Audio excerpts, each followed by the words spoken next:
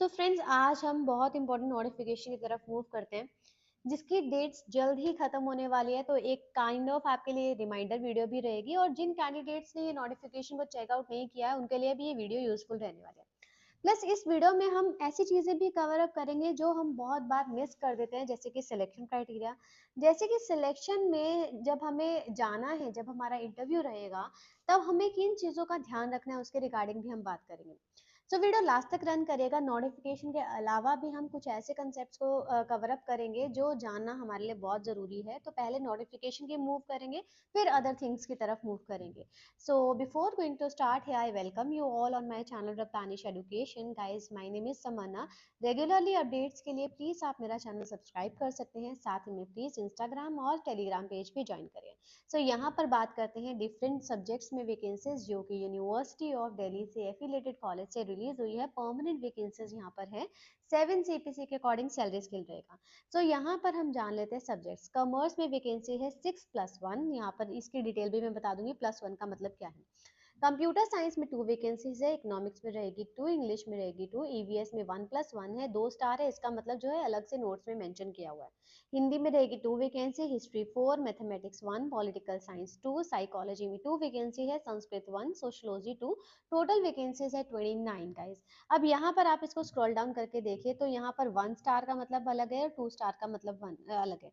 जो 2 स्टार है ये हमारे पास लीन वैकेंसीज हैं, और जो हमारा ये 1 स्टार है ये हमारी future vacancies against retirement on 30th of June. जिनकी रिटायरमेंट 30th ऑफ जून के बाद है, उसकी जो वैकेंसीज, जो पोजीशंस ड्यू हो जाएंगी, जो वेकेंट हो जाएंगी, उनके लिए अभी से रिक्रूटमेंट की जा रही है। इसका मतलब ये है। तो ये चीज क्लियर हो गई है, राइट। अब अगर हम बात करें रिजर्वेशन के बारे में, तो रिजर्वेशन का फायदा सभी को मिलेगा। अगर आप इंडिया के किसी भी स्टेट से बिलोंग करते हैं आप अप्लाई कर सकते हैं। प्लस रिजर्वेशन का फायदा भी मिलता है, प्लस आपके पास क्या होना चाहिए, प्रूफ होना चाहिए। यहाँ पर हम बात करते हैं यूनिवर्सिटी ऑफ दिल्ली से, लक्ष्मीबाई कॉलेज से यहाँ पर रिक्रूटमेंट रिलीज हुई है। 14 ऑफ फरवरी को नोटिफिकेशन रिलीज हुआ था।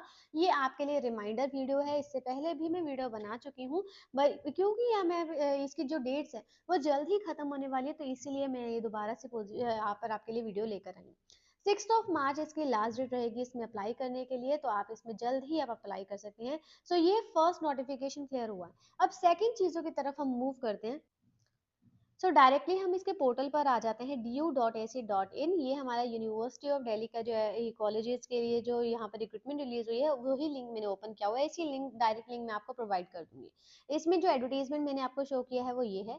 क्वालिफिकेशंस की तरफ हम ज़्यादा इसको एक्सपेंड नहीं करेंगे क्योंकि क्वालिफिकेशंस वही है यूजीसी नॉर्म्स 2018 के अकॉर्डिंग ही। जर्नल इंस्ट्रक्शन, स्क्रीनिंग, और ये हम दोनों चीज़ों को कवर अप जरूर करेंगे। जर्नल इंस्ट्रक्शंस जान लेंगे। तो जर्नल इंस्ट्रक्शंस में यहाँ पर दिया हुआ है कि आपको ऑनलाइन अप्लाई करना है। ठीक है, 500 रुपीज़ फी रहेगी। डायरेक्टली इसमें आप अप्लाई कर सकते हैं। कोई भी आपको ऑफलाइन फॉर्म यहाँ पर नहीं पे करना। कोई भी टीएडीए आपको नहीं दिया जाएगा जब आप इंटरव्यू के लिए जाएंगे। अब बहुत इंपॉर्टेंट चीज़ पर आ जाते हैं जो कि स्क्रीनिंग और शॉर्ट लिस्टिंग के रिगार्डिंग है। प्लस हम इसमें एक और चीज़ कवर अप करेंगे कि जब आप इंटरव्यू के लिए जाएंगे तो आपको किन चीज़ों का ध्यान रखना है। ये यूनिवर्सिटी ऑफ दिल्ली के एफिलेटेड कॉलेजेस के लिए सभी के लिए सेम क्राइटेरिया रहता है, सेम गाइडलाइंस रहती है। तो इसको मैं one by one cover up करके दिखा देती हूँ कि यहाँ जो आपका शॉर्ट लिस्टिंग रहेगा। गाइस, 2 स्टेप्स होते हैं। 2 स्टेप्स में फर्स्ट स्टेप होता है शॉर्ट लिस्टिंग का, और दूसरा स्टेप होता है आपके पास यहाँ पर सिलेक्शन का। ठीक है, जब आपका इंटरव्यू के लिए कॉल आता है। तो यहाँ पर शॉर्ट लिस्टिंग किन कैंडिडेट्स की होती है। गाइस, जो हमारे एपीआई स्कोर्स होते हैं ना, एपीआई स्कोर्स हमारे जो एकेडमिक स्कोर्स होते हैं, जो जिनके बेसिस पर आपकी पूरी ये लिस्ट प्रिपेयर होगी, तो उनके बेसिस पर आपको शॉर्टलिस्ट किया जाएगा। ठीक है, उसके बेसिस पर आपको कॉल किया जाएगा इंटरव्यू के लिए। जिन कैंडिडेट्स के जो जनरल कैटेगरी से होते हैं उनके 55 मार्क्स अगर हैं तो आपको इंटरव्यू के लिए कॉल आने के चांसेस हो जाते हैं। जिन कैंडिडेट्स, अगर आप एससी है, एसटी हैं, अगर आप रिजर्वेशन कैटेगरी से हैं, उनके लिए यहाँ पर 50 मार्क्स रहते हैं, मींस 5 मार्क्स का रिलैक्सेशन। तो ये जो 45 और 40 का भी कैटेगरीज का भी होता है, ये भी क्राइटेरिया होता है। ये तब होता है जब हमारे कैंडिडेट्स बहुत कम होते हैं। वैसे तो हमारे कंपटीशन इतना ज़्यादा होता है कि 55 भी अगर हमारे मार्क्स है तो भी चांसेस हमारे कम होते हैं कॉल आने के। बट यहाँ पर एक मिनिमम क्राइटेरिया ये फिक्स कर दिया गया है कि कम से कम आपके 55 मार्क्स होने चाहिए, तभी आपको इंटरव्यू के लिए कॉल आ सकते हैं। अब यहाँ पर एक और चीज़ की बात करते हैं कि मान लो आपके यहाँ पर 52 है, 53 है, 54 है, तो एपीआई स्कोर्स तो आपको अप्लाई करना चाहिए नहीं। कम से कम 55 मार्क्स आपके हो तो ही आप अप्लाई करिए। वैसे तो 55 से भी ज़्यादा मतलब कम से कम 60 भी हो, मैं 60 को कंसीडर करके चलती हूँ क्योंकि कॉम्पिटिशन बहुत ज़्यादा है और हमारी वैकेंसीज़ जो हैं वो बहुत कम है। तो कम से कम आपके अगर 60 मार्क्स हो तो आप अप्लाई कर सकते हैं। बट यहाँ पर वीमेन के लिए कोई भी फ़ी नहीं है, तो आप अप्लाई करना चाहते हैं तो आप कर सकते हैं, ठीक है? इवन एससी-एसटीज़ के लिए भी कोई फ़ी नहीं होती।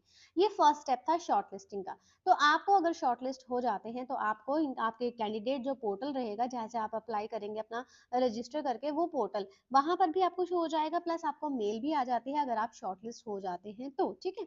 इसके बाद आती है सेकंड स्टेज जो कि मेन स्टेज है। अब यहाँ पर भी आपका जो सेकंड स्टेज है दो उसमें पार्ट में डिवाइड की हुई है, फर्स्ट स्टेज और सेकंड स्टेज। जो इंटरव्यू स्टेज है उसमें फर्स्ट स्टेज रहेगा और सेकंड स्टेज रहेगा।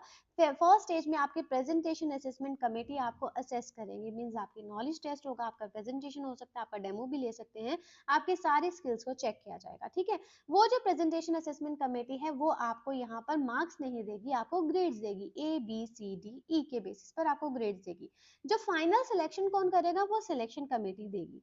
तो जो फाइनल सिलेक्शन देगा, सिलेक्शन कमेटी देगी, वो देखेगी कि आपका प्रेजेंटेशन असेसमेंट कमेटी ने आपको कितनी यहाँ पर ग्रेड्स दिए हैं। यहाँ पे इसको स्क्रॉल डाउन करके मैं दिखा देती हूँ।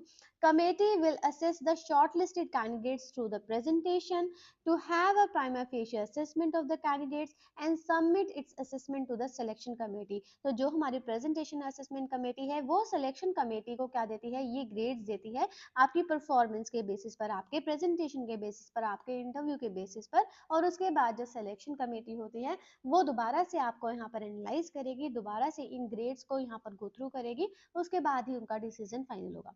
अब यहाँ ये चीज आपको क्लियर हो गई है। ऐसा नहीं कि रिजल्ट आपको तभी के तभी मिल जाएगी कि आप सेलेक्ट हो गए या नहीं, कुछ टाइम बाद आपको इन्फॉर्मेशन मिलती है कि आप सेलेक्ट होंगे या नहीं होंगे, ठीक है?